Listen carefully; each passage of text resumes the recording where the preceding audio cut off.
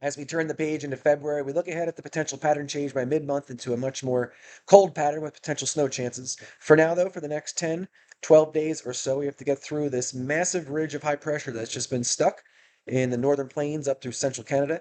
If I put this into motion, you'll see this ridge just continue to build on itself over and over and over again. And once you see these deep purples, that means that's an anomalously strong ridge. Just hard to dislodge that. This is the omega block that I talked about before. The flow comes up and over the ridge and then down. So it actually keeps the Northeast relatively cool or close to normal as troughs of low pressure dive down on the front side of that ridge. Let's go to Friday morning. There's going to be a cold front, as you can see. The ridge is in place, northwesterly flow coming down. You can see this little kink here, this trough that's going to be coming through overnight Thursday and Friday morning, bringing some precipitation. Question is, will it be cold enough for snow or will it stay mainly rain? Let's take a look. As the cold front works its way down, it'll set off some precipitation through Pennsylvania, New Jersey.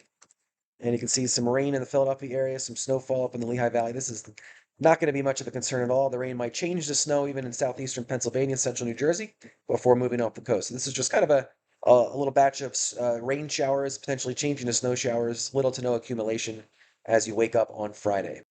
What this will do is bring in some cooler temperatures for Friday. It hasn't been that warm really, but this will reinforce the relatively well normal temperatures, quite frankly. So it'll be in the 30s on Friday for a high, maybe approaching low 40s in the Philadelphia area, diving back down into the 20s overnight.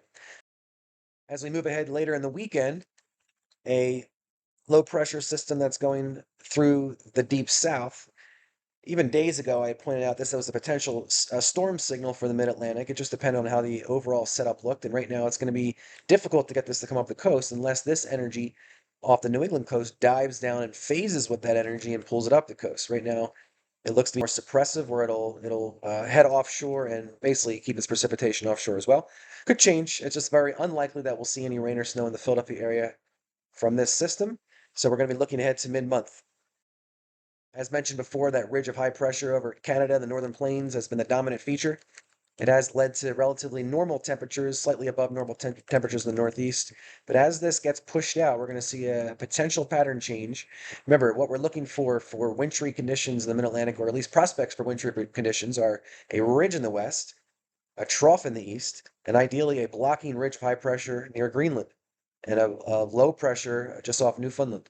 Anyway, what we see is a complete opposite. This is on Friday, February 9th, but as I continue to progress this signal for a change leading to a western ridge, so the PNA and EPO ridge all the way through Alaska, will allow cold Arctic air to dive down into the United States, move that stubborn ridge of high pressure out of the way. And towards the end of the run, middle of the month, you can see the negative NAO, or ridge of high pressure, trying to form over the Greenland area with a deep trough of cold, low pressure over the eastern United States. The question is, will we see snow? Well, I mean, this is the kind of setup that I am always looking for. An ideal setup. You have energy undercutting this ridge on the west coast on the subtropical jet. This is known as a split flow pattern. So you have energy coming up and over the ridge, bringing the cold air down with it. And meanwhile, you have energy coming along the subtropical jet under that ridge. And if these were to phase in the deep south, they could come up the coast. And if the cold air is in place, could lead to snowy conditions. But to have heights this low and this level of low pressure, or the trough of low pressure in the east coast, means the cold air will be nearby. And as precipitation does work up from the subtropical jet stream or come down from energy out of Canada, I would say odds are much higher after, say, February 12th or 13th, especially by the 15th, for a wintry setup in the Philadelphia area. I'll show you temperature anomalies. This is just off the surface of the Earth, but basically, if you see, not always, but if you see a red is above average temperatures, the closer to purple is well above average temperatures. Under that substantial ridge of high pressure over Canada, you have incredibly warm, relatively speaking, conditions. Minnesota seeing record high temperatures. Saskatchewan seeing 70 degrees. It was warmer in Saskatchewan than it was in Key West, Florida, a couple days ago.